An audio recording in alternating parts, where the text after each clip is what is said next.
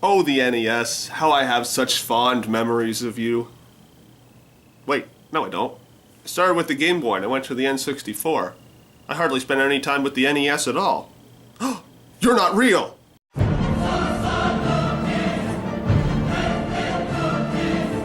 Oh, gee.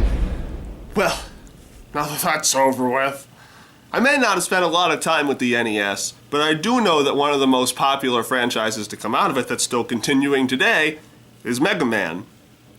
Okay, it's almost continuing today. MegaMan 1 was a gigantic hit, but released in 1998 was MegaMan 2, which turned out to be an even bigger hit, improving on the original, which allowed it to become an instant classic and fan favorite. Even today, Mega Man 2 is the most sold Mega Man game out of all Mega Man games. Mega Man 2 is notorious for being ridiculously difficult, which I translate to, people need my help to beat it. That sounds cocky as hell. Anyway, today we're gonna learn how to play Mega Man 2. So, first are the game mechanics, and there's really not that much to learn. Alright, you move, and you jump and or shoot. When you beat a boss, you get a different shoot at the end, there you go. As for the game itself, the first thing that you need to know is that you are going to die a lot. Like, a lot. This is a game that does not like to play fair by any stretch of the imagination. You're going to have to be patient if you're going to want to get to the end of this game. Really, there are two ways to beat this game. Go slow and steady, analyzing what's ahead and figuring out how to get around the tough obstacles with logic and by learning from trial and error. Or you can memorize your way through the game. That doesn't sound like that's how that should be. It's also important to use resource management with your other powers. You know resource management, right? We've been over this before. Basically, it means to conserve your limited shit. Alright, let's get started. Well, we can play on normal or difficult. Yeah, if you've been watching any of my other videos, you know that I don't shy away from a challenge. Much. So, we have free reign over who we want to fight first. Based on the names of these enemies, we can try and figure out what may beat what. Before we start, we should pick a set path to beat. I'm going to do this. You don't have to follow this order by any means, but I think this may be the easiest. That looks easy, right? So, let's get to covering all of these levels.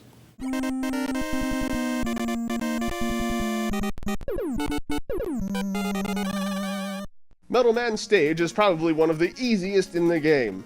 I guess they thought that conveyor belts would be enough difficulty. It's not. In fact, this level is a great farming area. Killing these little screw doodads, or screwdads as I call them, patent pending, will grant you however many item drops you desire, because they spawn infinitely, and are wickedly easy to kill. Of course, since this is the first stage we're playing, we don't really have anything to farm for. Just like a stage, Metal Man is only challenging if you're not paying attention to what's going on. He only attacks when you do and the conveyor belt pushes you around. Stay in this corner and keep jumping and shooting. And that's really it. Consider Metal Man scrapped.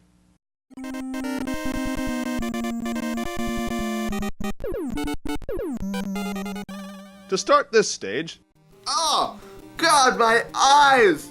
Oh! Ah! Ah! Oh! Ah! Ah! Well, ignore that visual travesty as best you can, because there are more things to worry about, like death traps. You'll probably die in this level a lot, because it's death trap, after death trap, after... Fuck! This is a level where you really have to use your instincts and take your time to get through it. Bubble Man is another easy fight as long as your HP really isn't low. Those metal blades we got from Metal Man will take him out in 4 hits, and since you can angle them, you can actually beat this guy without even moving. Bubble Man has been popped.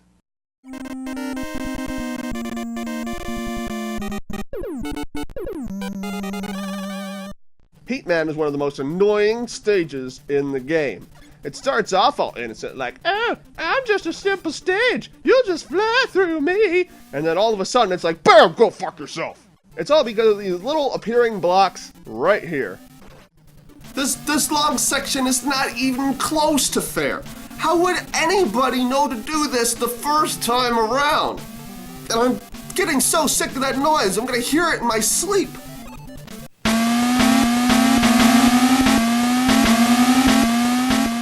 This is where that whole patience and trial and error thing kick in. I think what's even worse is that this is the only time these blocks are used. Hey, did you master the way those blocks work? Cool, now you'll never fucking see him again. Heatman himself is ridiculously easy, probably because he looks stoned as fuck. The bubble lead attack kills him in just 3 reps. Simply jump over him when he dashes after he gets hit, shoot again, do, wash, rinse, repeat, and he's out of there. Heatman has been extinguished.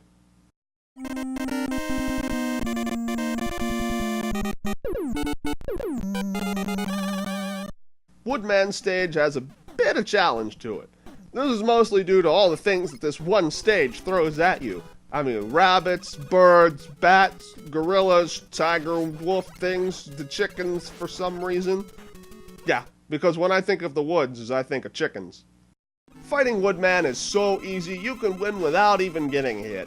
By charging Heatman's weapon, oh, you didn't know you could charge that? Maybe that's because nothing ever told us that? Anyway, charging the weapon to its maximum is a one-hit kill. Yep, 1 hit. You're in, bang, you're done. End of story. Woodman has been chopped. I don't know.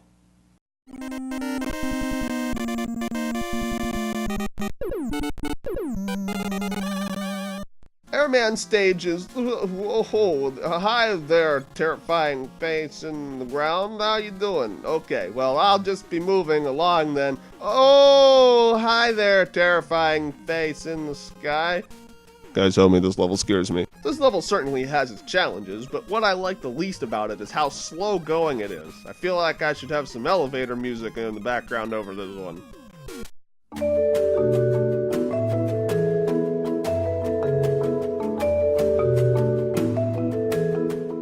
Airman can actually be quite difficult. He sets up a bunch of tornadoes, and then they blow across the screen, and they're pretty hard to dodge, sometimes even impossible. After 3 times, he jumps on the other side of the screen. And if you've been hitting him at all during his tornado phase with the Mega Buster, pulling out the leaf shield should kill him in 1 shot. Airman is polluted.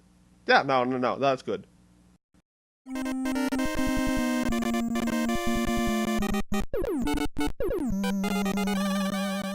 Craftsman stage is one of them fancy vertical stages. You know, because the Electman stage in MegaMan 1 was so immensely popular. This one has a lot of ladder climbing and can get very unfair when these birds show up. What is even? Crashman is ridiculously easy with the air shot. 2 hits is all you need to win. The dude jumps a lot, so preemptively pop 1 or 2 attacks out there and the done. Crashman is crashed. Let's go with that.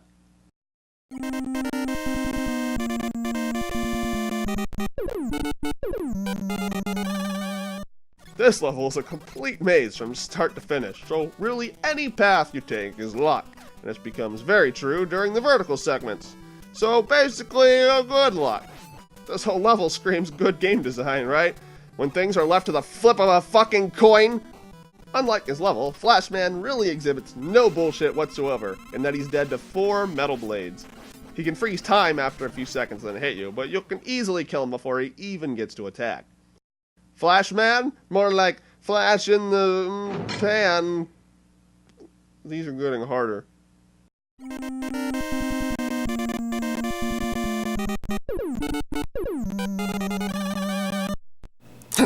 Quick man. Should have called him Dick Man, am I right, guys? Fuck off, I don't need your approval. We've seriously saved the hardest level for last. This level has far more dickery than any of the levels combined. Most of the level's simple vertical falling, and then these happen.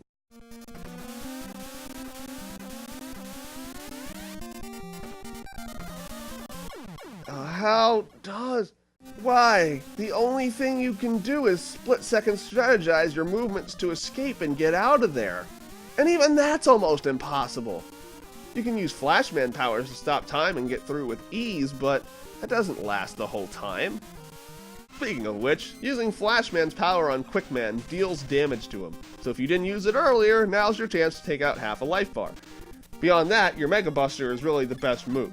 He never stops moving or jumping, so get ready for a hard fight if you have no Flashman powers at all. Quickman has been slowed down. Let's end it on a semi-high note. Oh, God, that fucking noise. Jesus, yeah, you're going to your castle. I fucking get it. Jesus.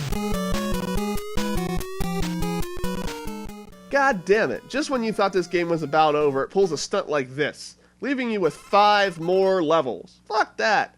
I guess it makes sense that you had to stop the evil genius at the end, but does it have to be 5 levels? Ugh, let's get this over with. The Wyly levels, while much shorter than the Robot Master levels, are annoying to the max. Why? It's because the item powers you obtained are 100% required to complete the level. You know how to use those, right? This game totally told you all about those when it shoehorned them in after some of the bosses. What makes this so difficult is when you die a lot, you can run out of these item powers, and you're forced to farm to get more. And there really aren't many locations to do this. That is fucking frustrating, Capcom. Stop it. Our first boss catches you by surprise on these platforms, but it's actually really easy to kill. Once he gets a health bar, shoot quick boomerangs at his face until... My eyes again! Stop harming my senses! Shoot the seizure dragon until he dies. Fuck! I would definitely call this level the easiest of the Wyly levels. Use your item 2 to get across the pit of spikes, and work your way down the level without any trouble, really.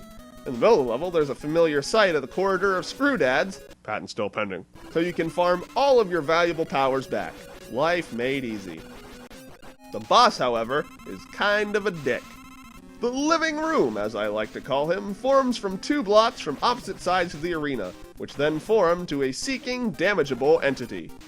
The dickery is that you have no idea what blocks are going to form the next thing, so you might just be standing on the next block while you kill the current ones, and there's no warning as to which blocks it's going to be before you just straight up take damage. Alright, Capcom, if it wasn't for the screws earlier, I would be rather upset with you right now. Probably the shortest of the levels, this one has only one tough moment with these insta-death mines. This is bullshit. Get past this part and you are absolutely golden. There's really not much to say here at all. This boss is for sure the easiest out of all of them. Jump on the front of him and let loose some quick boomerangs in his face and he'll be gone. This is actually a level hardly worth mentioning. Okay. Alright, this is the next level. It may have invisible platforms. It may have moving platform puzzles. It may have these tough guys in unfair locations. But nothing beats how terrible this boss is. This is game design at its worst. This is the absolute worst boss in this game. Nay, the entire MegaMan series. Fuck this level with a wooden spoon. This big evil boss are these inanimate globes here. Cocky motherfuckers. These enemies are defeated by 1 crash bomb each and nothing else. The problem? Unless you get crafty, you have exactly enough crash bombs to win. Did you blow up this block here? Fuck you, you lose. Did you miss a crash bomb attack? Fuck you, you lose. Did you not come into this boss fight that you had no prior knowledge about without full crash bombs? Fuck you, you fucking lose. Never in video game history has there been more of an unfair boss. The previous level even taunts you with these crash bomb blocks, which are really just ploys to make you fuck up. If you don't have enough crash bombs, there is literally nothing else you can do but wait to die. And, as if it couldn't be any worse, if you need more crash bombs, getting them is both difficult and slow, making your only option these fucks, which have a small window to get a drop you can actually pick up, or the tough guys, right before the boss. God damn it! How did anybody look at this level and think it was a good idea? You are telling me that everybody who made this game looked at this and said, yeah, no, that looks pretty good. People have fun playing this. Not one dude stood up and went, I don't know, this might be kind of unfair. Fuck you, we're making this. The one plus to this boss is if you blow up a crash bomb block and then you die, when you come back into the room, the crash bomb block does not return. That's your one plus. So, because this is really hard, here's what you should do. Normally, you item your way to the 3 exposed cannons, destroy the blocks, blocking off the other 2, and then destroy the other 2 cannons. There is a way to do this where you can save 2 crash bombs. Place one here to get both of these things, and place one here to get both of these. And then for some reason that I don't know, you can shoot this one with a bomb, and as it explodes, you can run into this one and kill it. I don't know why, but you just can. Now, good fucking luck. Now comes the staple of Mega Man games. The boss rush. Remember everyone's weakness? Huh? Didn't know there was a pop quiz at the end of this, did you? Maybe you should have written all this shit down. After you beat everyone, you fight Wyly in his ship. The boss fight comes in 2 stages. The first one requires you to throw metal blades at the front of the ship. The second stage requires you to throw metal blades at the front of the ship. So, with a few metal blades, we win. Nah, we don't win anything. This game pulls it. That's not the end. This is the end. Bullshit. One more time. This is the last level. The final fight with Wyly is a bit underwhelming, honestly. Turns out the dude's an alien this whole time, and like most aliens, is weak to water. So yeah, if you ever see an alien, just throw water on him. Bubbles are the only thing that kill him, so just dodge and shoot, and don't get overzealous.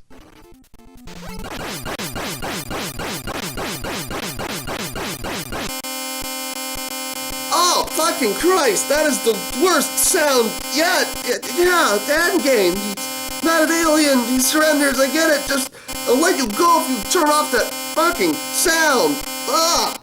Mega Man has saved the day, boys and girls. How about a recap of those important tips? Number 1, before jumping into the game, plan your route. Bosses become cakewalks if you have their weakness powers, and some levels have secret routes or items if you have other powers getting into them. Secondly, in your first run through, you're not gonna know a damn thing. Take it slow and figure out what to do about the traps ahead. Number 3. Alright, listen, you're gonna die a lot, but with some patience, you will be able to get to the end of this game. Don't get too frustrated. 4. To save some of that patience, really learn from your mistakes. If you died to a trap or a boss, figure out what you did wrong and how to fix that. Yeah, that's kind of just how you play video games in general, but this game is hard, damn it. Finally, number 5, your extra powers are very important to save, because you might need some of them eventually. Crash bombs. Honestly, you can get through the non-boss areas of the game with just the Mega Buster, and not that much trouble. It's hard, but you can do it. Now go forth, my players! You are now wise in the science of how to play Mega Man 2. Thanks for watching, everybody. If you enjoyed this video, giving her a thumbs up lets me know that you care. And if you haven't already, subscribe for more how to play videos so I feel more love. And if you want to know how to play something, comment below. I might just do a video on it. Fun fact, this video was a fan suggestion, so you know that I'll do them. Well, I'll catch you dudes on the flip side. What the hell that mean?